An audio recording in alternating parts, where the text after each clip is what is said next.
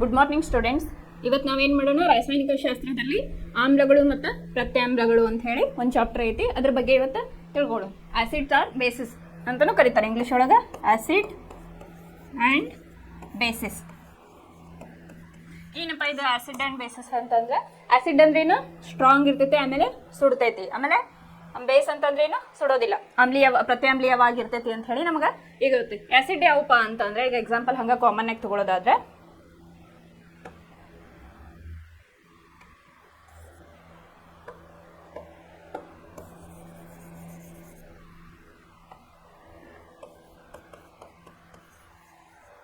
ಆಸಿಡ್ಸಿಗೆ HCl ತಗೋಬೋದು, ಆಮೇಲೆ H2SO4, ಇದಕ್ಕೆ ಕಿಂಗ್ ಆಫ್ ಕೆಮಿಕಲ್ಸ್ ಅಂತಲೂ ಕರೀತಾರೆ.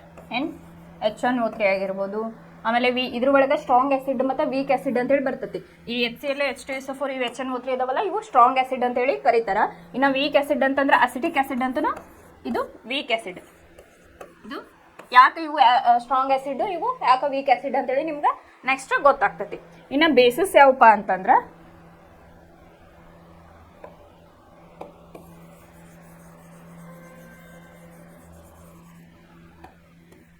ಪ್ರತ್ಯಾಮ್ಲೀಯ ಅಥವಾ ಬೇಸ್.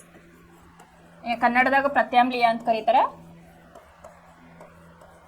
ಇಂಗ್ಲೀಷ್ನಾಗ ಬೇಸ್ ಅಂತ ಹೇಳಿ ಕರೀತಾರೆ. ಎಕ್ಸಾಂಪಲ್ NaOH ನೀವು ತಗೋಬೇಕು, ಬೇಸ್ ಅಂತ ಹೇಳಿ.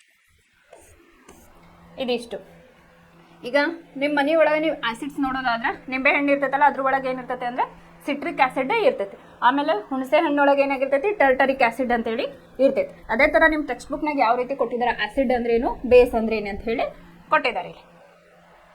ಆಮ್ಲಗಳು ಹುಳಿ ರುಚಿಯನ್ನು ಹೊಂದಿದ್ದು ನೀಲಿ ಲಿಟ್ಮಸ್ ಅನ್ನು ಕೆಂಪು ಬಣ್ಣಕ್ಕೆ ಬದಲಾಯಿಸುತ್ತವೆ ಅಂತ ಹೇಳಿದ್ದಾರೆ. ಆದರೆ ಪ್ರತ್ಯಾಮ್ಲಗಳು ಕಹಿ ರುಚಿ ಹೊಂದಿದ್ದು ಕೆಂಪು ಲಿಟ್ಮಸ್ ಅನ್ನು ನೀಲಿ ಬಣ್ಣಕ್ಕೆ ತಿರುಗುತ್ತವೆ ಅಂತ ಹೇಳಿ. ಇದು ಲಿಟ್ಮಸ್ ಪೇಪರ್ ಅಂದ್ರೆ ಏನಂತ ಹೇಳಿ ನಿಮ್ಗೆ ಈಗ ಕ್ವಶನ್ ಬರ್ತೈತೆ. ಈ ಲಿಟ್ಮಸ್ ಪೇಪರ್ ಅಂದ್ರೆ ಏನಪ್ಪಾ ಅಂತ ಹೇಳಿ ನಿಮ್ಗೆ ಇಲ್ಲಿ ಕೊಟ್ಟಿದ್ದಾರೆ. ಲಿಟ್ಮಸ್ ದ್ರಾವಣ ಒಂದು ನೇರಳೆ ರಂಗು. ಇದನ್ನು ಥ್ಯಾಲೋಪೈಟಾ ಸಸ್ಯವರ್ಗಕ್ಕೆ ಸೇರಿದ ಕಲ್ಲು ಹೂವಿನಿಂದ ಪಡೆಯಲಾಗುತ್ತದೆ ಅಂತ ಹೇಳಿದ ಮತ್ತು ಸಾಮಾನ್ಯವಾಗಿ ಸೂಚಕದಂತೆ ಬಳಸಲಾಗುತ್ತದೆ. ಲಿಟ್ಮಸ್ ದ್ರಾವಣದಲ್ಲಿ ಆಮ್ಲೀಯವು ಅಥವಾ ಪ್ರತ್ಯಾಮ್ಲೀಯವು ಅಲ್ಲದಿದ್ದಾಗ ಅದರ ಬಣ್ಣ ನೇರಳೆ ಆಗಿರುತ್ತದೆ. ಅಂದ್ರೆ ಈಗ ಒಂದೇನೋ ಒಂದು ತಗೊಂಡ್ರಿ ಅಂತಂದ್ರೆ ಲಿಕ್ವಿಡ್, ಅದು ಆಸಿಡ್ ಅಲ್ಲ ಬೇಸು ಅಲ್ಲ ಅಂದಾಗ ಏನಾಗ್ತದೆ, ಅದು ನೇರಳೆ ಬಣ್ಣಕ್ಕೆ ತಿರುಗುತ್ತದೆ ಅಂತ ಹೇಳಿದ್ದಾರೆ. ಕೆಂಪು ಕ್ಯಾಬೇಜ್ ಎಲೆಗಳು, ಅರಿಶಿಣ, ಹೈಡ್ರಾಂಜಿಯಾ, ಪೆಟೂನಿಯಾ ಮತ್ತು ಜೆರಿನಿಯಂತಹ ಕೆಲವು ಹೂವಿನ ಬಣ್ಣದ ದಳಗಳಂತಹ ಅನೇಕ ನೈಸರ್ಗಿಕ ವಸ್ತುಗಳಿವೆ. ಇವುಗಳು ದ್ರಾವಣದಲ್ಲಿ ಆಮ್ಲ ಅಥವಾ ಪ್ರತ್ಯಾಮ್ಲದ ಅಸ್ತಿತ್ವವನ್ನು ಸೂಚಿಸುತ್ತವೆ. ಇವುಗಳನ್ನು ಆಮ್ಲ ಪ್ರತ್ಯಾಮ್ಲ ಸೂಚಕಗಳು ಅಥವಾ ಸರಳವಾಗಿ ಸೂಚಕಗಳು ಅಂತ ಹೇಳಿ ಕರೀತೀವಿ. ಈ ಲಿಟ್ಮಸ್ ಪೇಪರ್ ಅಂತ ಹೆಂಗಿರ್ತೈತಿ ಅಂತಂದ್ರೆ, ಹಿಂಗೊಂದು ಸ್ಟ್ರಿಪ್ ಇರ್ತೈತಿ, ಈ ತರ ಬೋತ್ ಸೈಡ್ ಹಿಂಗೆ ಸ್ಟ್ರಿಪ್ ಇರ್ತೈತಿ. ಇಲ್ಲೇನು ಮಾಡಿರ್ತಾರ ಅಂತಂದ್ರೆ ಹಿಂಗೆ ಹಾಕಿರ್ತಾರೆ. ಇಲ್ಲೇನು ಮಾಡಿರ್ತಾರ, 1 2 3 4 5 6 ಈ ತರ. ಇದನ್ನ ನಾಳೆ ಕ್ಲಾಸ್ ಒಳಗೆ ನಿಮ್ಗೆ ಯಾವ ರೀತಿ ಇರ್ತೈತೆ ಅಂತ ಹೇಳಿ ನಾ ತೋರಿಸ್ತೀನಿ. ಇಲ್ಲೇನು ಮಾಡಿರ್ತಾರಪ್ಪ ಅಂತಂದ್ರೆ, ಇಲ್ಲೇ ಈಗ ಫಾರ್ ಎಕ್ಸಾಂಪಲ್ ಇಲ್ಲೇ 6 ಐತಲ್ಲ, 6.5 ಇಂದ ಏನು ಮಾಡಿರ್ತಾರ, 6ಗಿಂತ ಕೆಳಗೆ ಏನಿರ್ತೈತಲ್ಲ, ಇದು ರೆಡ್ ಕಲರ್ ಲಿಟ್ಮಸ್ ಪೇಪರ್ ಇರ್ತೈತಿ. ಇದು ಹೆಂಗಿರ್ತೈತಪ್ಪ ಅಂತಂದ್ರೆ, ಹಿಂಗೆ ರೆಡ್ ಕಲರ್ ಇರ್ತೈತಿ. ಈ ಥರ ಹೋದಾಗ ಈ ಥರ ಬಾಕ್ಸ್ ಏನದಾವಲ್ಲ, ಇವು ರೆಡ್ ಕಲರ್ ತೋರಿಸಿರ್ತಾರೆ, ಅಥವಾ ಲೈಟ್ ರೆಡ್, ಈ ಥರ ರೆಡ್ ಕಲರ್ ಇಲ್ಲೇ ತೋರಿಸಿರ್ತಾರೆ. ಯಾಕಪ್ಪ ಅಂತಂದ್ರೆ, ಈ pHಗೆ ಒಂದು ರೇಂಜ್ ಐತಿ. ಹೆಂಗಂತಂದ್ರೆ, ಈಗ ನಾವೇನು ನಮ್ಮ ಹೊಟ್ಟೆ ಒಳಗಾಯ್ತು, ಆಮೇಲೆ ನೀರಾಯ್ತು, ಸಾಯಿಲ್ ಒಳಗೆ ಒಂದು ಸರ್ಟನ್ pH ಇರಬೇಕು ಅಂತ ಹೇಳ್ತಾರೆ. ಫಾರ್ ಎಕ್ಸಾಂಪಲ್ ವಾಟರ್ ತೊಗೊಂಡ್ವಿ ಅಂತಂದ್ರೆ ನಮ್ದು 6.5 to 8.5 ಇರಬೇಕು ಅಂತ ಹೇಳ್ತಾರೆ pH ಅಂದ್ರೆ ಏನಪ್ಪಾ ಅಂತಂದ್ರೆ, ಪೊಟೆನ್ಷಿಯಲ್ ಆಫ್ ಹೈಡ್ರೋಜನ್ ಅಂತ ಹೇಳಿ ಕರೀತಾರೆ, ಅಥವಾ ಕಾನ್ಸಂಟ್ರೇಷನ್ ಆಫ್ ಹೈಡ್ರೋಜನ್ ಅಯಾನ್ಸ್ ಅಂತ ಹೇಳಿ ಕರೀತಾರೆ. ಇದಕ್ಕೆ ಒಂದು ರೇಂಜ್ ಇರ್ತೈತಿ. ಇಷ್ಟರಿಂದ ಇಷ್ಟಿದ್ದಾಗ ಮಾತ್ರ ನಾವು ಅದನ್ನ pH ಅಷ್ಟಿದ್ದಾಗ ಮಾತ್ರ ಅದು ನಾವು ಕುಡಿಯೋದಕ್ಕೆ ಯೋಗ್ಯ. ಈಗ ಎಕ್ಸಾಂಪಲ್ ನಾವು ನೀರು ತೊಗೊಂಡ್ವಿ ಅಂತಂದ್ರೆ, ಇದ್ರದ್ದು BIS, bureau of Indian standard ಪ್ರಕಾರ ನಾವು ಕುಡಿಯೋ ನೀರು ಎಷ್ಟೊಳಗೆ ಇರಬೇಕಪ್ಪ ಅಂತಂದ್ರೆ 6.5 to 8.5 pH ಇರಬೇಕು. ಈಗ 8.5 ಅಬೋವ್ ಇತ್ತಂದ್ರೆ ಏನಾಗ್ತದಪ್ಪ ಅಂದ್ರೆ, ಅದು ಅಲ್ಕಲೈನ್ ವಾಟರ್ ಅಂತೇಳಿ, ಹೈ ಅಲ್ಕಲೈನ್ ವಾಟರ್. ಈಗ ಫಾರ್ ಎಕ್ಸಾಂಪಲ್ ಇಲ್ಲಿ ಇದಷ್ಟು ಇಲ್ಲಿ ಕಂಟಿನ್ಯೂ ಇತ್ತು ಅಂತಿಕೋ, 8 9 10, ಇದೇನಾರ 8.5 ದಾಟ್ತು ಅಂತಂದ್ರೆ ಏನಾಗ್ತೈತಿ, ಇದು ಬ್ಲೂ ಕಲರ್ ಆಗಿ ಟರ್ನ್ ಆಗ್ತೈತಿ. ಇಲ್ಲೇ ಬ್ಲೂ ಕಲರ್ ಆಗಿ ಟರ್ನ್ ಆಗ್ತೈತಿ. ಈಗ ಏನಿರ್ತೈತಲ್ಲ, ಈ ರೇಂಜ್ ಒಳಗೆ ನಾವೇನು ಮಾಡಬೇಕು ಅಂತಂದ್ರೆ ನೀರನ್ನು ಕುಡಿಬೇಕು. ಅದೇ ತರ ಪಿ ಎಚ್ ವೇರಿ ಆಗ್ತಾ ಇರ್ತೈತಿ. ಅದ ನೀವು ಸಿಟ್ರಿಕ್ ಆಸಿಡ್ ಅಥವಾ ನಿಂಬೆ ಹಣ್ಣೊಳಗೆ ಆ ಪಿ ಎಚ್ ಪೇಪರ್ ಇಟ್ರಿ ಅಂದ್ರೆ ಅದು ರೆಡ್ ಕಲರ್ಗೆ ಟರ್ನ್ ಆಗ್ತೈತಿ, ಬಿಕಾಸ್ ಅದು ಆಸಿಡಿಕ್. ಅದನ್ನ ನೀವು ಸುಣ್ಣದ ನೀರೊಳಗದು ಇಟ್ರೆ ಏನಾಗ್ತೈತಪ್ಪ ಅಂತಂದ್ರೆ ಬ್ಲೂ ಕಲರ್ ಟರ್ನ್ ಆಗ್ತೈತೆ, ಯಾಕಂದ್ರೆ ಹೈ ಅಲ್ಕಲೈನ್ ವಾಟರ್ ಇರ್ತೈತಿ. ಇದಿಷ್ಟು ಪಿ ಎಚ್. ಈಗ ನಿಮ್ಗೆ ಕ್ವಶನ್ ಏನ್ ಕೇಳ್ಬೋದಪ್ಪ ಅಂತಂದ್ರೆ ಆಮ್ಲ ಎಂದರೇನು ಮತ್ತೆ ಪ್ರತ್ಯಾಮ್ಲೀಯ ಅಂದ್ರೇನು ಅಂತ ಹೇಳಿ ಕೇಳ್ತಾರೆ. ಆಮ್ಲಗಳು ಅಂತಂದ್ರೆ ಏನ್ ಮಾಡ್ರಿ ನೀವು, ಆಮ್ಲಗಳು ಹುಳಿ ರುಚಿಯನ್ನು ಹೊಂದಿದ್ದು ನೀಲಿ ಲಿಟ್ಮಸ್ ಅನ್ನು ಕೆಂಪು ಬಣ್ಣಕ್ಕೆ ತಿರುಗಿಸುತ್ತವೆ ಅಂತ ಹೇಳಿ, ಇದು ಕೆಂಪು ಬಣ್ಣಕ್ಕೆ ತಿರುಗಿಸುತ್ತದೆ ಅಂತ ಹೇಳಿ. ಆದರೆ ಪ್ರತ್ಯಾಮ್ಲಗಳು ಕಹಿ ರುಚಿ ಹೊಂದಿದ್ದು ಕೆಂಪು ಲಿಟ್ಮಸ್ ಅನ್ನು ನೀಲಿ ಬಣ್ಣಕ್ಕೆ ಬದಲಾಯಿಸುತ್ತವೆ ಅಂತ ಹೇಳಿ ಬರಿಬೇಕು. 1 ಅಥವಾ 2 ಮಾರ್ಕ್ಸ್ ಕ್ವಶನ್. ವಿತ್ ಎಕ್ಸಾಂಪಲ್ ಕೇಳಿದ್ರೆ 2 ಮಾರ್ಕ್ಸ್, ಇಲ್ಲ ಅಂತಂದ್ರೆ 1 ಮಾರ್ಕ್ಸ್. ಆಮ್ಲಗಳು ಅಂದ್ರೇನು, ಪ್ರತ್ಯಾಮ್ಲಗಳು ಅಂದ್ರೇನು ಅಂತ ಹೇಳಿ. ಇನ್ನು ನೆಕ್ಸ್ಟ್, ಲಿಟ್ಮಸ್ ಒಂದು ನೈಸರ್ಗಿಕ ಸೂಚಕ. ಮತ್ತೊಂದು ಇಂತಹ ಸೂಚಕವೆಂದರೆ ಅರಿಶಿಣ ಬಿಳಿ ಬಟ್ಟೆಯ ಮೇಲೆ ಸಾರಿನ ಕಲೆಯ ಪ್ರತ್ಯಾಮ್ಲೀಯ ಗುಣವುಳ್ಳ ಸಾಬೂನಿನಿಂದ ಉಜ್ಜಿದಾಗ ಕೆಂಪು ಮಿಶ್ರಿತ ಕಂದು ಬಣ್ಣಕ್ಕೆ ತಿರುಗುತ್ತದೆ. ಏನ್ ಮಾಡ್ತೀರಿ ಅಂತಂದ್ರೆ, ಈಗ ಲಿಟ್ಮಸ್ ಇಲ್ಲೈತಲ್ಲ, ಅರಿಶಿಣ ಬಿಳಿ ಬಟ್ಟೆ ಮೇಲೆ ಹಾಕಿ ಅದು ಪ್ರತ್ಯಾಮ್ಲೀಯ ಒಂದು ಗುಣವನ್ನ ಹೊಂದಿರ್ತೈತಿ. ಅವಾಗ ಏನಾಗ್ತೈತಿ, ಸಾಬೂನಿನಿಂದ ಉಜ್ಜಿದಾಗ ಅದು ಕೆಂಪು ಬಣ್ಣಕ್ಕೆ ತಿರುಗುತ್ತದೆ. ಇದು ನಮ್ಮ ದಿನನಿತ್ಯ ಎಕ್ಸಾಂಪಲ್ ಅಂತ ಹೇಳಿ ತಗೋಬಹುದು. ನಮ್ಮ ನಡೀತಾ ಇರುವಂತಹ ಒಂದು ಎಕ್ಸಾಂಪಲ್ ಅಂತ ಹೇಳಿ ತಗೋಬಹುದು. ಏನು, ಆಮ್ಲ ಮತ್ತು ಪ್ರತ್ಯಾಮ್ಲಗಳನ್ನು ಪರೀಕ್ಷಿಸಲು ಮೀಥೈಲ್ ಆರೆಂಜ್ ಮತ್ತು ಫಿನಾಫ್ಥಲಿನ್ಗಳಂತಹ ಸಂಶ್ಲೇಷಿತ ಸೂಚಕಗಳನ್ನು ನಾವು ಬಳಸಬಹುದು ಅಂತ. ಇವೇನಪ್ಪ ಮೀಥೈಲ್ ಆರೆಂಜ್ ಮತ್ತು ಫಿನಾಫ್ಥಲಿನ್ ಅಂತಂದ್ರೆ ಇಂಡಿಕೇಟರ್ಸ್ ಅಂತ ಹೇಳಿ ನಾವು ಅದಕ್ಕೆ ಕರಿತೇವೆ. ಮಿಥೈಲ್ ಆರೆಂಜ್ ಮತ್ತು ಫಿನಾಫ್ಥಲಿನ್.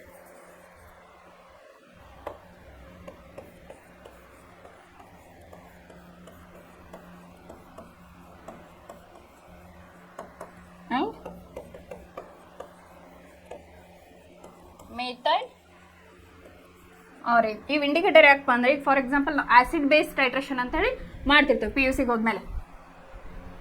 ಅಲ್ಲೇನಾಗ್ತಪ್ಪ, ಫಿನಾಫ್ಥಲಿನ್ ಮತ್ತು ಮಿಥೈಲ್ ಆರೆಂಜ್ ಇಂಡಿಕೇಟರ್ನ ನೀವು ಮ್ಯಾಕ್ಸಿಮಮ್ ಯೂಸ್ ಮಾಡ್ತೀರಾ. ಆಸಿಡ್ ಬೇಸ್ ಅಂತಂದ್ರೆ ಏನಾಗಿರ್ತೈತಿ, ನೀವು ಬ್ಯುರೇಟ್ ಟು ಪಿಪೆಟ್ ಅಂತ ಹೇಳಿ ಯೂಸ್ ಮಾಡ್ತೀರಿ ಹೈಯರ್ ಕ್ಲಾಸಸ್ಗೆ ಹೋದಾಗ. ಈಗ ಬ್ಯುರೇಟ್ ಒಳಗೆ ನೀವು ಆಸಿಡ್ ತಗೊಂಡ್ರಿ ಅಂತಂದ್ರೆ ವಾಟರ್ ಏನಾಯ್ತು, ಬೇಸ್ ಆಯ್ತು. ಅದನ್ನ ಟೈಟ್ರೇಷನ್ ಮಾಡಿದಾಗ ಏನಾಗ್ತದಪ್ಪ ಅಂತಂದ್ರೆ ಅವಾಗ ನಾವು ಇಂಡಿಕೇಟರ್ ಏನ್ ಮಾಡ್ತೀವಪ್ಪ ಅಂತಂದ್ರೆ ಮಿಥೈಲ್ ಆರೆಂಜ್ ಅಂಡ್ ಫಿನಾಫ್ಥಲಿನ್ ಅನ್ನ ಯೂಸ್ ಮಾಡ್ತೀವಿ. ಒಂದ್ ವೇಳೆ ಅಲ್ಲಿ ಕಾರ್ಬೋನೇಟ್ ಪ್ರೆಸೆಂಟ್ ಇತ್ತಂತಂದ್ರೆ ಫಿನಾಫ್ಥಲಿನ್ ಆಲ್ಕಲಾನಿಟಿ ಅಂತ ಹೇಳಿ ಕರಿತೀವಿ, ಅಥವಾ ಮಿಥೈಲ್ ಆರೆಂಜ್ ಇತ್ತಂದ್ರೆ ಅದು ನಾರ್ಮಲ್ ಕಾರ್ಬೋನೇಟ್ ಅಂಡ್ ಬೈಕಾರ್ಬೋನೇಟ್ ಇದ್ದಿದ್ದು ನಮಗಲ್ಲೇ ಗೊತ್ತಾಗ್ತಿತ್ತು. ಹೈಯರ್ ಕ್ಲಾಸಿಗೆ ಹೋದಾಗ ನೀವು ಟೈಟ್ರೇಷನ್ ಬಗ್ಗೆ ಆಸಿಡ್ ಬೇಸ್ ಆಯ್ತು, ಕಾಂಪ್ಲೆಕ್ಸೋಮೆಟ್ರಿಕ್ ಆಯ್ತು, ಈ ತರ ಪ್ರತಿಯೊಂದು ನೀವು ಹೈಯರ್ ಕ್ಲಾಸಸ್ ಒಳಗ ಕಲಿತಾ ಹೋಗ್ತೀರಿ. ಇವೇನಪ್ಪ, ಇವು ಮಿಥೈಲ್ ಆರೆಂಜ್ ಮತ್ತು ಫಿನಾಫ್ಥಲಿನ್ ಅಂತಂದ್ರೆ ಇವು ಒಂದು ರಾಸಾಯನಿಕ, ಇವು ಇಂಡಿಕೇಟರ್ಸ್ ಅಂತ ಹೇಳಿ ಕರೀತಾರೆ.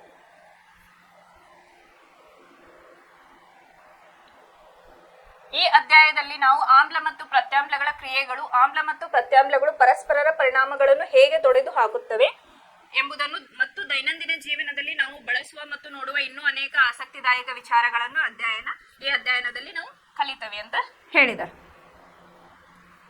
ಇಲ್ಲೇ ಆಮ್ಲಗಳು ಮತ್ತು ಪ್ರತ್ಯಾಮ್ಲಗಳ ರಾಸಾಯನಿಕ ಗುಣಗಳನ್ನು ಈಗ ನೋಡೋಣ ಅಂತ ಹೇಳಿ ಹೇಳಿದ್ದಾರೆ. ಈಗ ಏನ್ ಹೇಳಿದ್ದಾರೆ, ಒಂದು ಎಕ್ಸಾಂಪಲ್, ಪ್ರಯೋಗಶಾಲೆಯಲ್ಲಿ ಆಮ್ಲಗಳು ಮತ್ತು ಪ್ರತ್ಯಾಮ್ಲಗಳು ಅಂತ ಹೇಳಿ ಹೇಳಿದ್ದಾರೆ. ನಾನು ಹೇಳಿದೆ ನಿಮಗೆ ಎಕ್ಸಾಂಪಲ್ ಹೇಳಿದೆ ಆಮ್ಲಗಳಿಗೆ ಮತ್ತು ಪ್ರತ್ಯಾಮ್ಲಗಳಿಗೆ.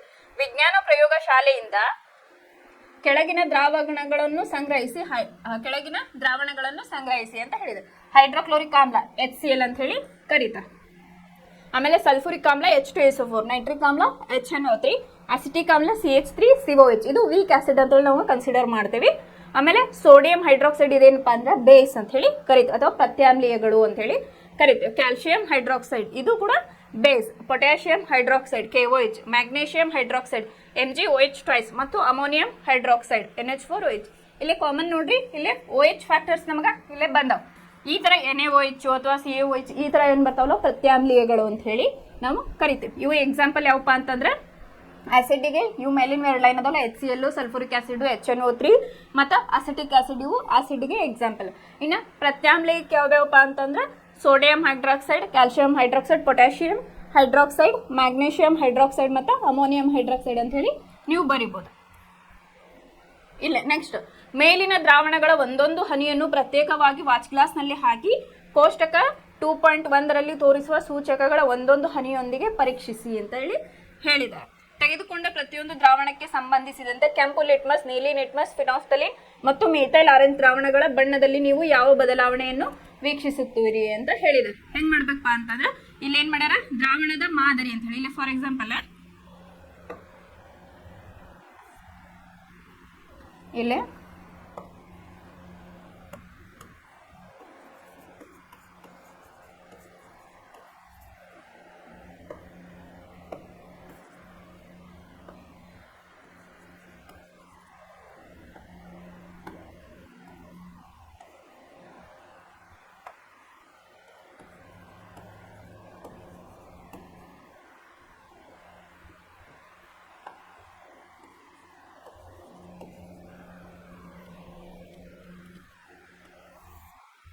ಇಲ್ಲಿ ಏನು ಮಾಡಬೇಕು, ದ್ರಾವಣದ ಮಾದರಿ ಫಾರ್ ಎಕ್ಸಾಂಪಲ್ ನೀವು HCl ತಗೋತೀರಿ ಅಂತ ತಿಳ್ಕೊರಿ.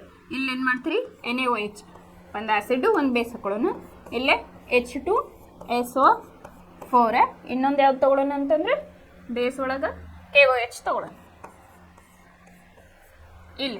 ಇಲ್ಲೇನು ಮಾಡ್ಯಾರ, ಕೆಂಪು ಲಿಟ್ಮಸ್ ದ್ರಾವಣ, ನೀಲಿ ಲಿಟ್ಮಸ್ ದ್ರಾವಣ, ಫಿನಾಫ್ಥಲಿನ್ ದ್ರಾವಣ, ಮಿಥೈಲ್ ಆರೆಂಜ್ ದ್ರಾವಣ ಅಂತ ಹೇಳಿದ. ಆ ಲಿಟ್ಮಸ್ ಪೇಪರ್ ತೊಗೋಬೇಕು. ಇದನ್ನೇನು ಮಾಡಬೇಕು, ಒಂದು ವಾಚ್ ಗ್ಲಾಸ್ ಒಳಗೆ ತೊಗೋಬೇಕು. ತೊಗೊಂಡು ಒಂದೊಂದು ಡ್ರಾಪ್ ಆದರೂ ಸಾಕು. ಆ ಪೇಪರ್ನ ಏನು ಮಾಡ್ಬೇಕಪ್ಪ ಅಂತಂದ್ರೆ ಇಲ್ಲೇ ಅದು ಕೆಮಿಕಲ್ ಇರ್ತೈತಲ್ಲ, ಜಸ್ಟ್ ಆ ಪೇಪರ್ನ ನೀವು ಹಿಂಗೆ ಅದ್ದಿದ್ರಿ ಅಂತಂದ್ರೆ ಆಟೋಮೆಟಿಕ್ ಅದು ಕಲರ್ ಚೇಂಜ್ ಆಗ್ತೈತೆ. ಅವಾಗ ನೀವು ಏನು ಬರಿಬೇಕಂತಂದ್ರೆ ಇಲ್ಲೇ ಕೆಂಪು ಲಿಟ್ಮಸ್ ದ್ರಾವಣ ಇದ್ದಿದ್ದು ಅಲ್ಲಿ ಬರಿಬೇಕು, ನೀಲಿ ಇದ್ದಲ್ಲಿ ನೀಲಿ ಬರಿಬೇಕು, ಇಲ್ಲಿ ಫಿನಾಫ್ಥಲಿನ್ ಇದ್ದಲ್ಲಿ ಫಿನಾಫ್ಥಲಿನ್, ಮಿಥೈಲ್ ಆರೆಂಜ್ ಇದ್ದಲ್ಲಿ ಮಿಥೈಲ್ ಆರೆಂಜ್ ಬರಿಬೇಕು. ಫಾರ್ ಎಕ್ಸಾಂಪಲ್ ನೀವು HCl ಒಳಗೆ ಅದಿದ್ರಿ ಅಂತ ತಿಳ್ಕೊರಿ. ಆ ಪೇಪರ್ನ ಏನಾಗ್ತಪ್ಪ ಅಂದ್ರೆ ರೆಡ್ ಲಿಟ್ಮಸ್ ಪೇಪರ್ಗೆ ಅದು ಕನ್ವರ್ಟ್ ಆಗ್ತೈತೆ. ಅದೇನು ನಾರ್ಮಲ್ ಕಲರ್ ಇರ್ತೈತಲ್ಲ, ನಾಳೆ ತೋರಿಸ್ತೇನೆ ನಿಮ್ಗೆ ಯಾವ ಥರ ಇರ್ತೈತಿ ಅಂತೇಳಿ. ಅದೇನಾಗ್ತೈತೆ ಅಂದ್ರೆ ರೆಡ್ಡಿಗೆ ಟರ್ನ್ ಆಗ್ತೈತಿ ಕಲರ್ ಇಮಿಡಿಯೇಟ್. ನೆಕ್ಸ್ಟ್ NaOH ಒಳಗೆ ಎದ್ದಿದ್ರಿ ಅಂತಂದ್ರೆ ಅದೇನಾಗ್ತೈತಿ ಅಂತಂದ್ರೆ ಬ್ಲೂ ಕಲರ್ಗೆ ಟರ್ನ್ ಆಗ್ತೈತಿ. ಇನ್ನು 6.5 to 8.5 ಒಳಗೆ ಒಂದು ಲೈಟ್ ಗ್ರೀನ್ ಕಲರ್ ಒಂದು pH ಬರ್ತೈತಿ. ಅದು ನಾರ್ಮಲ್ pH ಅಂತ ಹೇಳಿ ನಾವು ಕರಿತೀವಿ. ಈ pH ನಮಗೆ ಹೆಲ್ತಿಗೆ ಉಪಯೋಗ ಇರ್ತಕ್ಕಂಥದ್ದು. ಇದಿಷ್ಟು ದ್ರಾವಣದ ಮಾದರಿ ನಾವು ಯಾವ್ಯಾವ್ದು ಹೇಳಿದ್ವಲ್ಲ, ಆಸಿಡ್ ಬೇಸನ್ನ ಸಣ್ಣ ವಾಚ್ ಗ್ಲಾಸ್ ಒಳಗೆ ಹಾಕಿ ನಾವು ಅದನ್ನು ಚೆಕ್ ಮಾಡಿದಾಗ ಪೇಪರ್ ಯಾವ ರೀತಿ ಟರ್ನ್ ಆಗ್ತತಿ ಅಂತ ಹೇಳಿ ಇಲ್ಲಿ ಗೊತ್ತಾಯ್ತು.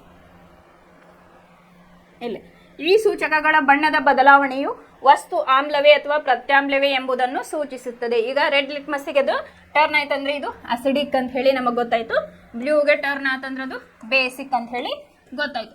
ಇನ್ನು ನ್ಯೂಟ್ರಲ್, ಇದಕ್ಕೇನಂತಾರ ನ್ಯೂಟ್ರಲ್. ಇಷ್ಟೊಳಗಿತ್ತಂದ್ರಪ್ಪ ಅದು ನ್ಯೂಟ್ರಲ್. ಈ ಕಡೆ ಅಸಿಡಿಕೋ ಅಲ್ಲ, ಇತ್ತಾಗ ಬೇಸಿಕೋ ಅಲ್ಲ. ಅಂಥದ್ದು ನಮಗೆ ಬೇಕು. ಈ ಕಡೆ ಆಸಿಡ್ ನಮಗೆ ತಡ್ಕೊಳಕ್ಕಾಗಲ್ಲ, ಅತಿ ಬೇಸಿಕ್ ಇದ್ದಿದ್ದು ನಮಗೆ ತಡ್ಕೊಳಕ್ಕಾಗಲ್ಲ. ಅಂದರೆ ಆಮ್ಲೀಯ ಇದ್ದಿದ್ದು ನಮ್ಗೆ ಆಗಲ್ಲ, ಆಮೇಲೆ ಪ್ರತ್ಯಾಮ್ಲೀಯ ಇದ್ದಿದ್ದು ನಮ್ಗೆ ಆಗಲ್ಲ. ಈಗ ಸೋಡಾ ಎಲ್ಲ ದಿನ ಕುಡಿಯೋಕ್ಕಾಗಲ್ಲ ನಾವು, ಹಾಗಾಗಿ ನೀರು ಡೈಲಿ ಕುಡಿತೀವಿ. ಅದು ಯಾಕಂತಂದ್ರೆ ಆಮ್ಲೀಯವಾಗಿರ್ತೈತಿ ನಿಂಬೆ ಹಣ್ಣೊಳಗೆ, ಹಾಗಾಗಿ ಅದು ಆಮ್ಲೀಯತೆ ಇದ್ದಿದ್ದನ್ನು ನಮಗೆ ಜಾಸ್ತಿ ಯೂಸ್ ಮಾಡೋಕ್ಕಾಗಲ್ಲ. ಅದೇ ರೀತಿ ಪ್ರತ್ಯಾಮ್ಲೀಯ ಇದ್ದಿದ್ದನ್ನು ಕೂಡ ನಮಗೆ ಜಾಸ್ತಿ ಕುಡಿಯೋಕ್ಕಾಗಲ್ಲ. ಹಾಗಾಗಿ ಏನಿರ್ಬೇಕಪ್ಪ ಅಂತಂದ್ರೆ ನ್ಯೂಟ್ರಲ್ ಇದ್ದಿದ್ದನ್ನು ನಾವು ಸೇವಿಸ್ತೀವಿ ಅಂತ ಹೇಳಿ. ಕೆಲವು ವಸ್ತುಗಳ ವಾಸನೆ ಆಮ್ಲೀಯ ಮತ್ತು ಪ್ರತ್ಯಾಮ್ಲೀಯ ಮಾಧ್ಯಮಗಳಲ್ಲಿ ಬದಲಾಗುತ್ತದೆ ಅಂತ ಹೇಳಿ ಏನಾಗಿರ್ತೈತಿ. ಕೆಲವೊಂದು ವಾಸನೆಗಳು ಆಸಿಡ್ ಮತ್ತು ಬೇಸಿಸ್ ಒಳಗಿದ್ದಾಗ ಅದು ಚೇಂಜ್ ಆಗ್ತತಿ ಅಂತ ಹೇಳಿದ್ದಾರೆ. ಇವುಗಳನ್ನು ಗ್ರಾಣ ಸೂಚಕಗಳು ಅಂತ ಹೇಳಿ ಕರೀತಾರೆ. ಈಗ ನಾವು ಇಂಥ ಕೆಲವು ಸೂಚಕಗಳನ್ನು ಪರೀಕ್ಷಿಸೋಣ. ಕೆಲವು ವಸ್ತುಗಳು ವಾಸನೆ ಆಮ್ಲೀಯ ಮತ್ತು ಪ್ರತ್ಯಾಮ್ಲೀಯ ಮಾಧ್ಯಮಗಳಲ್ಲಿ ಚೇಂಜ್ ಆಗುತ್ತದೆ. ಅದಕ್ಕೇನಂದ್ರೆ ಆಲ್ಫ್ಯಾಕ್ಟರಿ ಸೂಚಕಗಳು ಅಥವಾ ಗ್ರಾಣ ಎಂದು ಕರೆಯುತ್ತಾರೆ ಅಂತ ಹೇಳಿ ಹೇಳ್ಬೋದು. ಇಲ್ಲಿ ಇನ್ನೊಂದು ಚಟುವಟಿಕೆ ಅಂತ ಹೇಳಿದ್ದಾರೆ. ಸಣ್ಣಗೆ ಹೆಚ್ಚಿದ ಈರುಳ್ಳಿಯ ಚೂರುಗಳನ್ನು ಸ್ವಚ್ಛವಾದ ಬಟ್ಟೆಯಲ್ಲಿ ಕೆಲವು ಪಟ್ಟಿಗಳೊಂದಿಗೆ ಒಂದು ಪ್ಲಾಸ್ಟಿಕ್ ಚೀಲದಲ್ಲಿ ತೆಗೆದುಕೊಳ್ಳಿ. ಚೀಲವನ್ನು ಬಿಗಿಯಾಗಿ ಕಟ್ಟಿ ಮತ್ತು ರಾತ್ರಿ ಇಡೀ ಫ್ರಿಡ್ಜ್ನಲ್ಲಿಡಿ. ಬಟ್ಟೆಯ ಪಟ್ಟಿಗಳನ್ನು ಆಗ ಆಮ್ಲ ಮತ್ತು ಪ್ರತ್ಯಾಮ್ಲಗಳನ್ನು ಪರೀಕ್ಷಿಸಲು ಬಳಸಬಹುದು ಅಂತೇಳಿ ಇದು ನಾವು ಮನೇಲೆ ಮಾಡಿದಾಗ ಗೊತ್ತಾಗ್ತದೆ ಆಸಿಡ್ ಬೇಸಿಸ್ ಅಂತ ಹೇಳಿ.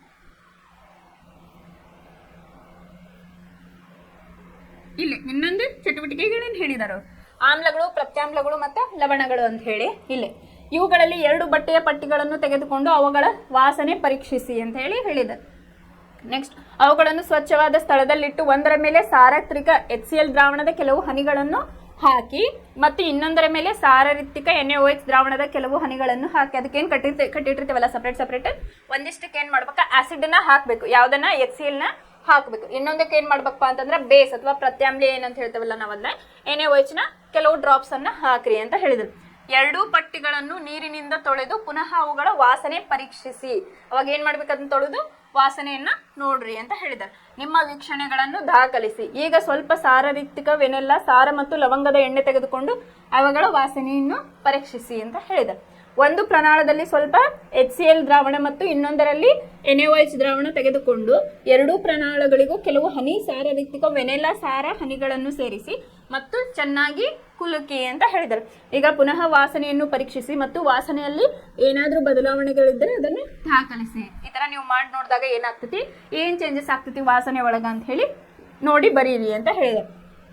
ಇದೇ ರೀತಿ ಸಾರಯುಕ್ತ HCl ಮತ್ತು ಸಾರಯುಕ್ತ NaOH ದ್ರಾವಣಗಳೊಂದಿಗೆ ಲವಂಗದ ಎಣ್ಣೆಯ ವಾಸನೆಯ ಬದಲಾವಣೆಯನ್ನು ಪರೀಕ್ಷಿಸಿ ಮತ್ತೆ ನಿಮ್ಮ ವೀಕ್ಷಣೆಯನ್ನು ಇಲ್ಲಿ ಬರೆಯಿರಿ ಅಂತ ಹೇಳಿದ್ದಾರೆ.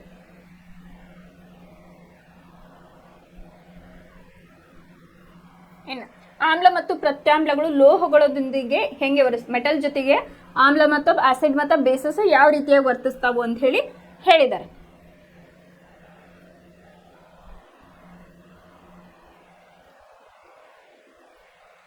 ಇಲ್ಲಿ ಒಂದು ಪ್ರಾಕ್ಟಿಕಲ್ ಎಕ್ಸಾಂಪಲ್ ಹೇಳಿದ್ದಾರೆ. ಏನಪ್ಪಾ ಅಂತಂದ್ರೆ ಇಲ್ಲಿ ಫಸ್ಟ್ ಏನ್ ಮಾಡ್ಬೇಕು, ಈ ತರ ಒಂದು ಸ್ಟ್ಯಾಂಡ್, ಇದಕ್ಕೆ ಏನಂತಾರಪ್ಪ ಅಂತಂದ್ರೆ ಸ್ಟ್ಯಾಂಡ್, ಇದಕ್ಕೆ ಪಿಪೇಟ್, ಇದು ಬೀಕರ್ ಅಂತ ಹೇಳಿ ನಾವು ಕರಿತೀವಿ. ಇಲ್ಲೇನ್ ಮಾಡ್ರಿ ಅಂತಂದ್ರೆ ಇಲ್ಲೇನ್ ಹೇಳಿದಾರಪ್ಪ ಅಂತಂದ್ರೆ ಪ್ರಣಾಳದಲ್ಲಿ 5 ml ಸಾರಯುಕ್ತ ಸಲ್ಫೂರಿಕ್ ಆಮ್ಲ ತೆಗೆದುಕೊಳ್ಳಿ ಮತ್ತು ಅದಕ್ಕೆ ಕೆಲವು ಸತುವಿನ ಚೂರುಗಳನ್ನು ಸೇರಿಸಿ ಅಂತ ಹೇಳಿ. ಇಲ್ಲೇ ಸಲ್ಫೂರಿಕ್ ಆಮ್ಲವನ್ನ ತಗೊಂಡು ಏನ್ ಮಾಡ್ಬೇಕು ಅಂತಂದ್ರೆ ಇದಕ್ಕೆ ಇಲ್ಲೇ ತೆಗೆದುಕೊಂಡು ಅದಕ್ಕೆ ಸತುವಿನ ಚೂರುಗಳು ಅಂತ ಹೇಳಿ ಹಾಕ್ಬೇಕು. ಸತುವಿನ ಚೂರುಗಳನ್ನ ಸ್ವಲ್ಪ ಮಟ್ಟಿಗೆ ಹಾಕಿ ಸತುವಿನ ಚೂರುಗಳ ಮೇಲ್ಮೈಯಲ್ಲಿ ಏನೇನು ಅಲ್ಲೇ ಏನಾಗ್ತೈತಿ ರಿಯಾಕ್ಷನ್ ಅಂತ ಹೇಳಿ ನಾವು ನೋಡ್ಬೇಕು. ಬಿಡುಗಡೆಯಾದ ಅನಿಲವನ್ನು ಸಾಬೂನಿನ ದ್ರಾವಣದ ಮೂಲಕ ಹಾಯಿಸಿ, ಅಲ್ಲೇನು ಅನಿಲಗಳು ಬಿಡುಗಡೆ ಆಗ್ತಾವಲ್ಲ ಅದಕ್ಕೆ ಸಾಬೂನಿನ ಒಂದು ದ್ರಾವಣದ ಮೂಲಕ ಹಾಯಿಸಿ ಅಂತ ಹೇಳಿದ್ದಾರೆ.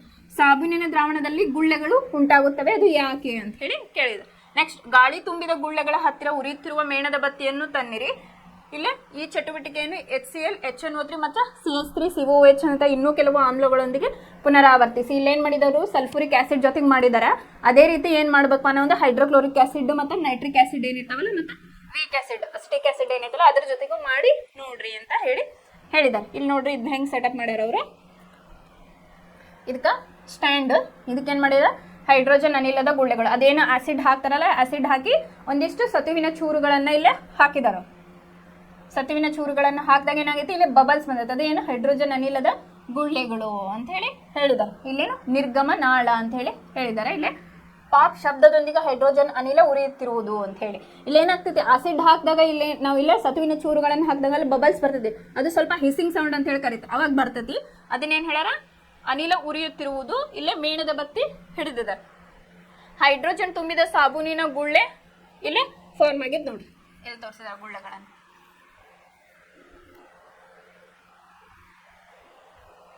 ಇಲ್ಲೇ ನೋಡ್ರಿ, ಮೇಲಿನ ಕ್ರಿಯೆಗಳಲ್ಲಿ ಲೋಹವು ಆಮ್ಲಗಳೊಂದಿಗೆ ಹೈಡ್ರೋಜನ್ ಪರಮಾಣುಗಳನ್ನು ಹೈಡ್ರೋಜನ್ ಅನಿಲದ ರೂಪದಲ್ಲಿ ಸ್ಥಾನಪಲ್ಲಿಟಗೊಳಿಸುತ್ತದೆ. ಇಲ್ಲಿ ನೋಡಿದ್ವಲ್ಲ, ಇಲ್ಲೇನಾಗ್ತದಪ್ಪ ಅಂತಂದ್ರೆ ಲೋಹ ಏನಾಯ್ತು, ಇಲ್ಲೇ ಸತು ಅಂತ ಹೇಳಿ ನಾವು ಒಂದು ಲೋಹವನ್ನ ತಗೊಂಡೆ, ಅದು ಹೈಡ್ರೋಜನ್ ಪರಮಾಣುಗಳನ್ನು ಹೈಡ್ರೋಜನ್ ಅನಿಲದ ರೂಪದಲ್ಲಿ ಇಲ್ಲಿ ಸ್ಥಾನಪಲ್ಲಟನೆಗೊಳಿಸ್ತು ಅಂತ ಹೇಳಿ, ಮತ್ತು ಲವಣ ಎಂಬ ಸಂಯುಕ್ತವನ್ನು ಉಂಟು ಮಾಡುತ್ತದೆ ಎಂಬುದನ್ನು ಗಮನಿಸಿ. ಹೀಗೆ ಒಂದು ಆಮ್ಲದೊಂದಿಗೆ ಒಂದು ಪ್ರತ್ಯಾಮ್ಲದ ಕ್ರಿಯೆಯನ್ನು ಈ ರೀತಿ ಕ್ರೋಢೀಕರಿಸಬಹುದು ಅಂತ ಹೇಳಿ.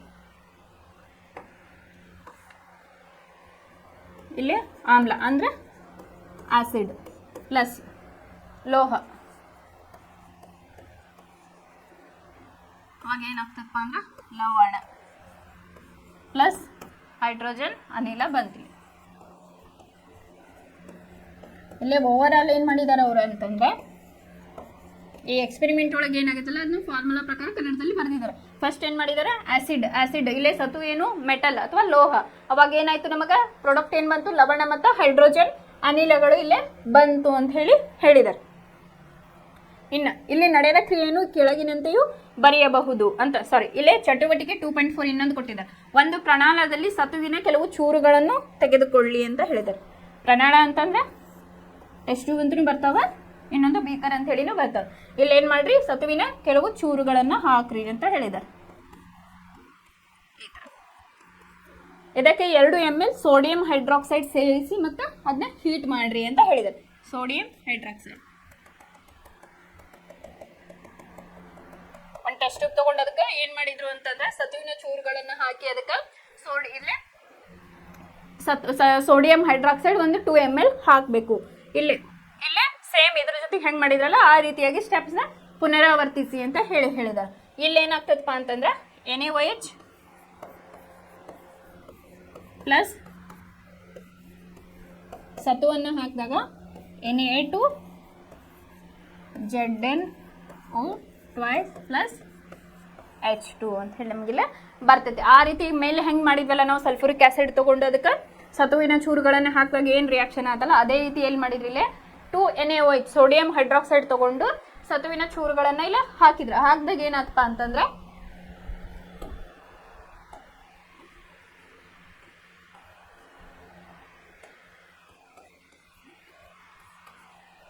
ಇಲ್ಲ ಸೋಡಿಯಂ ಹೈಡ್ರಾಕ್ಸೈಡ್ ಅದನ್ನ ಜಿಂಕ್ನೊಂದಿಗೆ ಹಾಕಿದಾಗ ಏನಾತಪ್ಪ ಅಂದ್ರೆ Na2ZnO2 ಪ್ಲಸ್ ಹೈಡ್ರೋಜನ್ ಅನಿಲ ಇಲ್ಲೇ ಬಿಡುಗಡೆ ಆಯಿತು ಅಂತ ಹೇಳಿ ಇಲ್ಲಿ ಹೇಳಿದ್ದಾರೆ.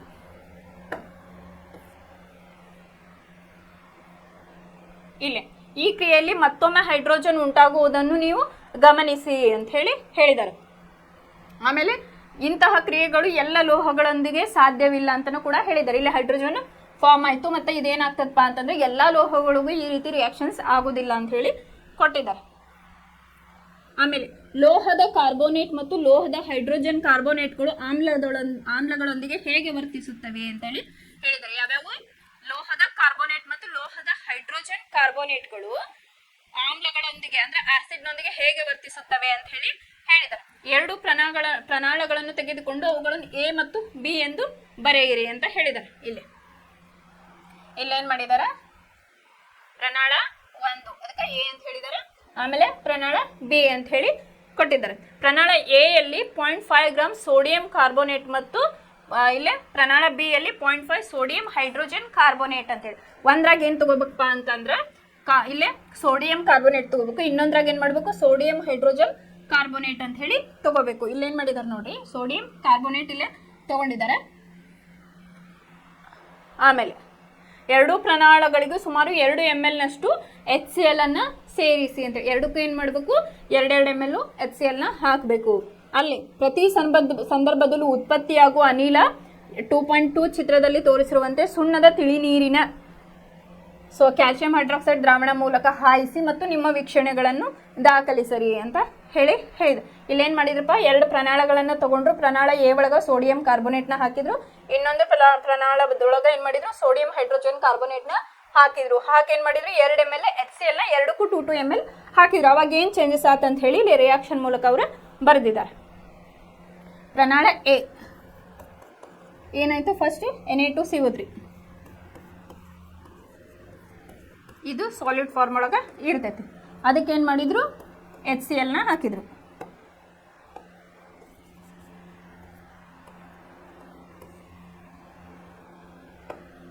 Na2CO3 ಇದು ಸಾಲಿಡ್ ಫಾರ್ಮ್ ಒಳಗ ಇರ್ತೈತಿ. ಪ್ಲಸ್ ಇದಕ್ಕೆ HCl ಅನ್ನ ಹಾಕಿದ್ರು.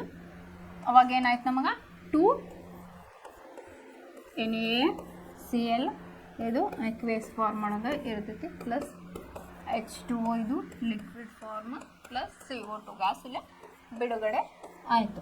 ಇದು ಕೂಡ ಅಕ್ವೇಸ್. ಇಲ್ಲೇ ರಿಯಾಕ್ಷನ್ ಏನು ಬರ್ತಿದ್ದಾರಪ್ಪ ಅಂತಂದ್ರೆ ಫಸ್ಟ್ ನಾವೇನು ಮಾಡಿದ್ವಿ, ಸೋಡಿಯಂ ಕಾರ್ಬೋನೇಟನ್ನು ತೊಗೊಂಡು ಅದಕ್ಕೆ 2 ಡ್ರಾಪ್ HCl ಹಾಕಿದ್ವಿ. ಅವಾಗ ಏನು ಬಂತು ನಮ್ಗೆ ಸೋಡಿಯಂ ಕ್ಲೋರೈಡ್ ಬಂತು ಮತ್ತು ವಾಟರ್ ಬಂತು ಪ್ಲಸ್ ಕಾರ್ಬನ್ ಡೈಆಕ್ಸೈಡ್ ಇಲ್ಲಿ ನಮಗೆ ಫಾರ್ಮ್ ಆಯಿತು ಅಂತ ಹೇಳಿ ರಿಯಾಕ್ಷನ್ ಮೂಲಕ. ಇದು ಪ್ರಣಾಳ A ಒಳಗ ಆಗಿರ್ತಕ್ಕಂಥ ರಿಯಾಕ್ಷನ್. ಇನ್ನು ನೆಕ್ಸ್ಟ್ ಇಲ್ಲಿ ಪ್ರಣಾಳ B ಒಳಗೆ ಏನಾಯ್ತಪ್ಪ ಅಂತಂದ್ರೆ NaHCO3 plus HCl NaCl aqueous plus H2O plus CO2 gas.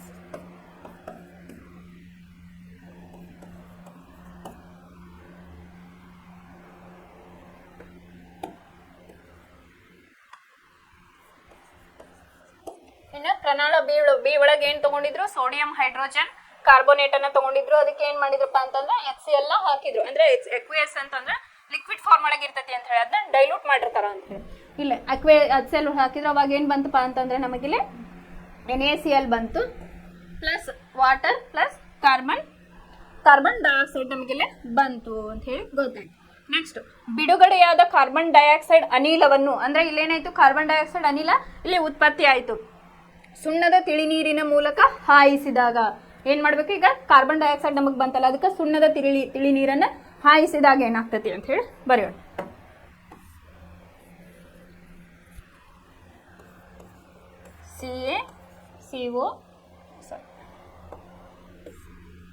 CaOH twice, ಇದು ಆಕ್ವಿಯಸ್ ಫಾರ್ಮ್ ಒಳಗಿರ್ತೈತಿ. ಇದಕ್ಕೆ ಕಾರ್ಬನ್ ಡೈಆಕ್ಸೈಡ್ ಹಾಕಿದಾಗ CaCO3 ಮತ್ತು ಪ್ಲಸ್ H2O.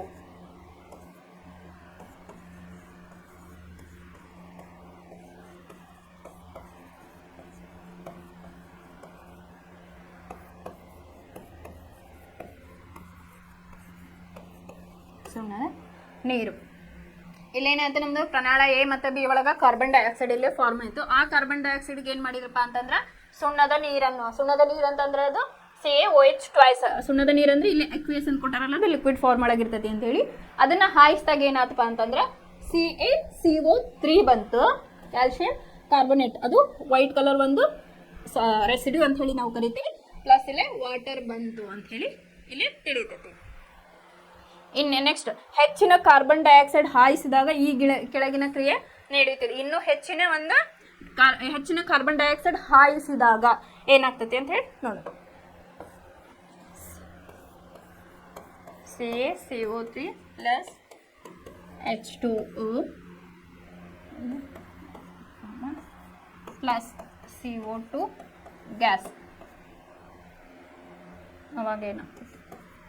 CaHCO3 ಟ್ವೈಸ್, ಇದು ಆಕ್ವಿಯಸ್ ಫಾರ್ಮ್ ಒಳಗೆ ಆಗ್ತತಿ ಅಂತ ಹೇಳಿ ಇಲ್ಲಿ. ಹೆಚ್ಚಿನ ಕಾರ್ಬನ್ ಡೈಆಕ್ಸೈಡನ್ನು ಹಾಯಿಸಿದಾಗ ಈ ಕೆಳಗಿನ ಕ್ರಿಯೆ ನಡೀತದೆ. Calcium carbonate plus water plus ಇಲ್ಲಿ ಕಾರ್ಬನ್ ಡೈಆಕ್ಸೈಡ್ ಮಾಡಿದಾಗ ಏನಾಗ್ತತಿ? CaHCO3 ಟ್ವೈಸ್, ಇಲ್ಲಿ ಇದು ಆಕ್ವಿಯಸ್ ಫಾರ್ಮ್ ಒಳಗೆ ಇರ್ತದೆ.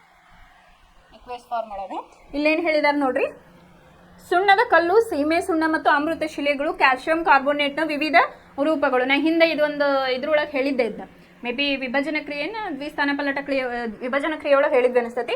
ಸುಣ್ಣವನ್ನು ನಾವು ಗೋಡೆಗೆ ಹಚ್ಚಿದಾಗ ಹಳಿ ಸೈಡ್ ಹಚ್ತಾರಲ್ಲ, 2-3 ದಿನ ಅದು ಸೂರ್ಯನ ಬೆಳಕಿಗೆ ಅಥವಾ ಅಟ್ಮಾಸ್ಫಿಯರಿಗೆ ಹೊಂದ್ಕೊಂಡು ಏನಾಗ್ತತಿ? ಶೈನಿಂಗ್ ಬರಾಕ ಸ್ಟಾರ್ಟ್ ಆಗ್ತತಿ. ಅದನ್ನ ನಾವೇನು ಅಮೃತ ಶಿಲೆ ಒಳಗೂ ಕೂಡ ಅದನ್ನ ಯೂಸ್ ಮಾಡಿರ್ತಾರ ಅಂತ ಹೇಳಿದ್ದೆ.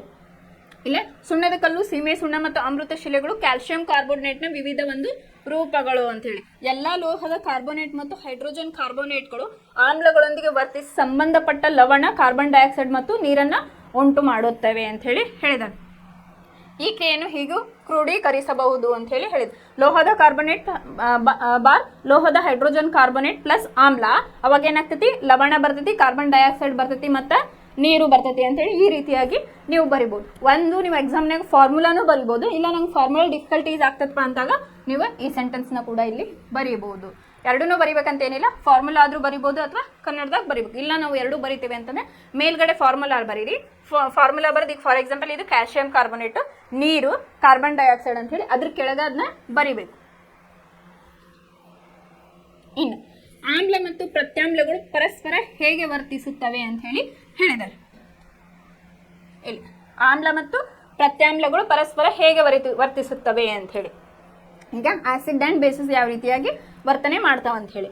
ಒಂದು ಪ್ರಮಾಣದಲ್ಲಿ 2 ml ಸಾರರಿಕ್ತಿಕ NaOH ದ್ರಾವಣವನ್ನು ತೆಗೆದುಕೊಳ್ಳಿ ಅಂತ ಹೇಳಿದ್ದಾರೆ. ಒಂದು ಪ್ರಮಾಣದಲ್ಲಿ ಎಷ್ಟೇ 2 ml ಏನು ಮಾಡ್ಯಾರ? ಇಲ್ಲ NaOH ತಗೊಳ್ಳಿ ಅಂತ ಹೇಳಿದ್ದಾರೆ. ಇಲ್ಲಿ ನೆಕ್ಸ್ಟ್ ದ್ರಾವಣದ ಬಣ್ಣ ಯಾವುದು ಅಂತ ಹೇಳಿ ನೋಡ್ಬೇಕು ನಾವು. ಅವಾಗ ಮೇಲಿನ ದ್ರಾವಣಕ್ಕೆ ಸಾರರಿಕ್ತಿಕ HCl ದ್ರಾವಣ ಹನಿಯನ್ನು ಸೇರಿಸಿರಿ ಅಂತ ಹೇಳಿ. ಇದಕ್ಕೇನು ಮಾಡ್ಬೇಕಪ್ಪ ಅಂತಂದ್ರೆ HClನ ಹಾಕಬೇಕು. ಎಷ್ಟು ಹಾಕಬೇಕು? 2 to 3 ಡ್ರಾಪ್ಸ್ ಹಾಕಬೇಕು. ಆವಾಗ ಕ್ರಿಯಾ ಮಿಶ್ರಣದ ಬಣ್ಣದಲ್ಲಿ ಏನಾದರೂ ಬದಲಾವಣೆ ಆಯಿತು. ಈಗ ಆಸಿಡ್ಗೆ ಬೇಸ್ಗೆ ಆಸಿಡ್ ಹಾಕಿದಾಗ ಏನು ಬಣ್ಣ ಚೇಂಜ್ ಆಯಿತು ಅಂತ ಹೇಳಿ ನೋಡ್ರಿ ಅಂತ ಹೇಳಿದ. ಆಮ್ಲವನ್ನು ಸೇರಿಸಿದ ನಂತರ ಫಿನಾಫ್ಥಲಿನ್ನ ಬಣ್ಣ ಏಕೆ ಬದಲಾಯಿತು ಅಂತ ಹೇಳಿ ಹೇಳಿದ್ದಾರೆ. ಇಲ್ಲಿ ಏನಾಗ್ತದಪ್ಪ ಅಂದ್ರೆ ಫಾರ್ ಎಕ್ಸಾಂಪಲ್ ನಾವೀಗ ಇದೊಂದು ಸ್ಟ್ಯಾಂಡ್ ಅನ್ಕೊಳ್ರಿ, ಇಲ್ಲಿ ಬ್ಯುರೆಟ್ ಈ ಥರ ಇರ್ತೈತಿ. ಇಲ್ಲಿ 1 2 3 4 ಅಂತ ಹೇಳಿ ಇರ್ತೈತಿ. ಇಲ್ಲೇ ಒಂದು ಕೊನಿಕಲ್ ಫ್ಲಾಸ್ಕ್ ಇರ್ತೈತಿ ಅಂತ. ಇಲ್ಲಿ ಏನು ಮಾಡ್ತೇವೆ? ವಾಟರ್ನ ನಾವು ತಗೋತೇವೆ.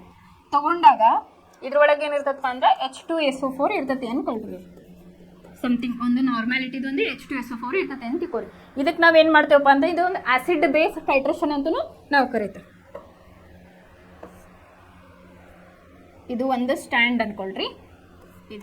ಇಲ್ಲೇನಾಗಿರ್ತೈತಪ್ಪ ಅಂದ್ರೆ ಒಂದು ಬ್ಯೂರೇಟ್ ಇರ್ತೈತಿ, ಈ ಥರ ಇರ್ತೈತಿ. ಇಲ್ಲಿ ಒಂದು ನಾಬ್ ಇರ್ತೈತಿ. ಇಲ್ಲಿ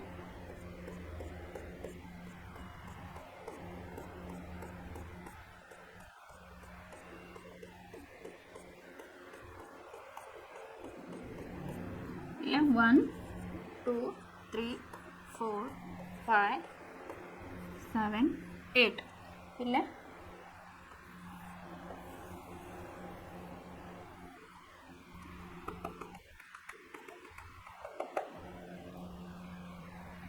ಇದ್ರ ಎ ಬ್ಯೂರೇಟ್ ಒಳಗೆ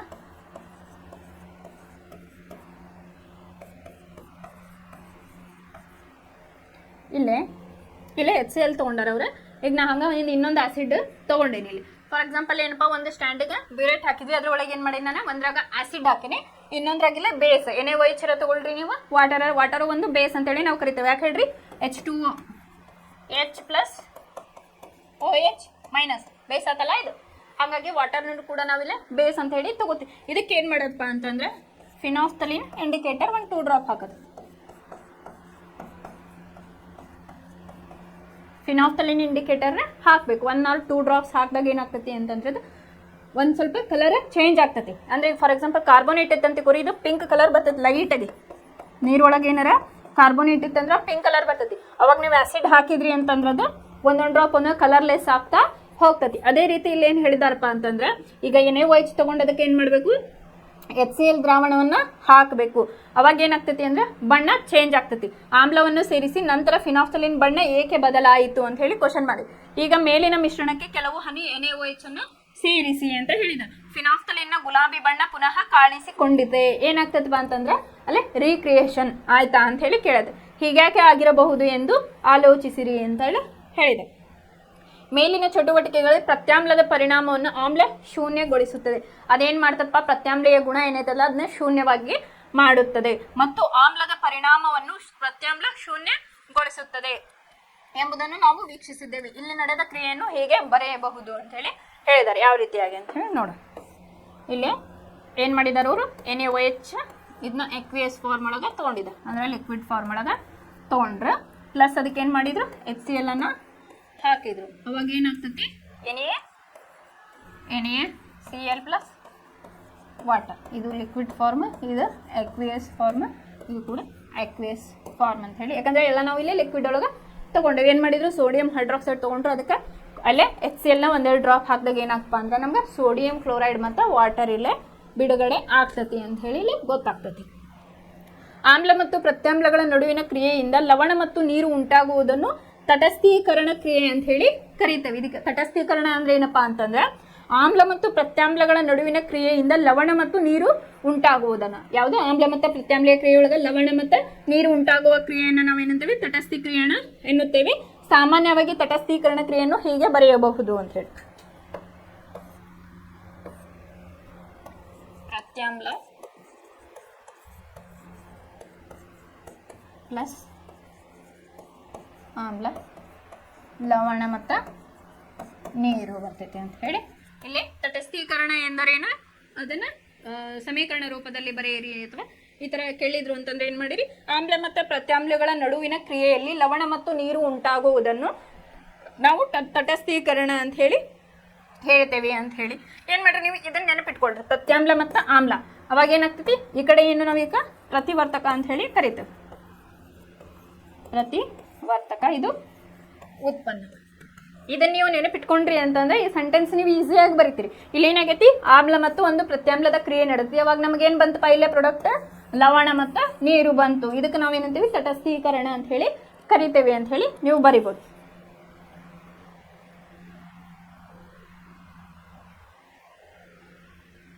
ಇನ್ನು ಆಮ್ಲಗಳೊಂದಿಗೆ ಲೋಹೀಯ ಆಕ್ಸೈಡ್ಗಳ ವರ್ತನೆಯನ್ನು ನಾವು ನೆಕ್ಸ್ಟ್ ಕ್ಲಾಸಲ್ಲಿ ನೋಡೋಣ.